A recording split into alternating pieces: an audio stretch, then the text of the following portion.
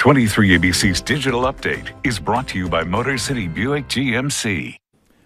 I'm Mike Hart. Here are some of the top stories trending across Kern County this morning. A firefighter is recovering at home after falling 30 feet while battling a fire near I-5 and Highway 166. Fire officials say he fell while mapping the Pleggio fire early Tuesday morning and suffered a few broken bones.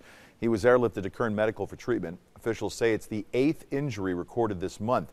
Now, the firefighter union is blaming low staffing for those injuries. The group writing in a tweet, quote, "Doing more with less is the Kern County way."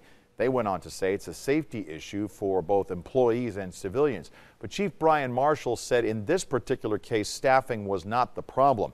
He said they're also looking into the incident to see how it can be prevented in the future.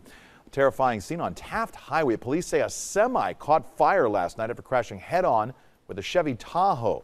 Happened about 5:30 on Taft Highway near Hughes Lane. According to police, both victims survived. The driver was able to get out before it burst into flames. The cause is under investigation.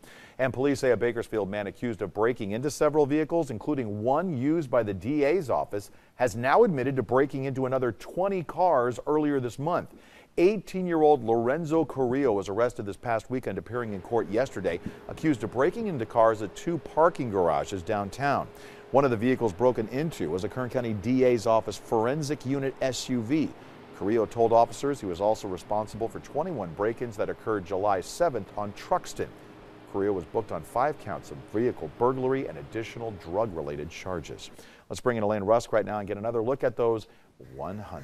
The 100s continue. Yesterday was day 14 in a row of 100s, and today and tomorrow look to be the hottest days of this current warming trend. So you see those clear conditions out there on our storm shield Doppler. High pressure dominating over the Four Corners region and over Texas, leaving us all very hot. Still some monsoonal moisture out there wrapping around that high, giving us a chance of thunderstorms in the Sierra to our north, trying to sag down a little bit with the Storm Prediction Center's outlook for thunderstorms toward the Kern River Valley. But with continued 100s up there, I'm only calling it a 10% chance that any of that rain can try to get out of those building clouds because we are just too hot. We're evaporating most of it. The heat advisory is still in effect for the valley and mountain locations. Down in the desert, an excessive heat warning. Just telling you that temperatures are spiking. We want you to take it easy in this heat. 105 today in Bakersfield, 106 tomorrow, back to 105 on Friday. And then even as we fall heading into early next week, 103 is still 5 degrees above average for this time of year and will stay very hot for the last couple days of July and those first couple days of August next week. All right. Thank you, Elena. That's all for this update. I'm Mike Hart. Have a great Tuesday.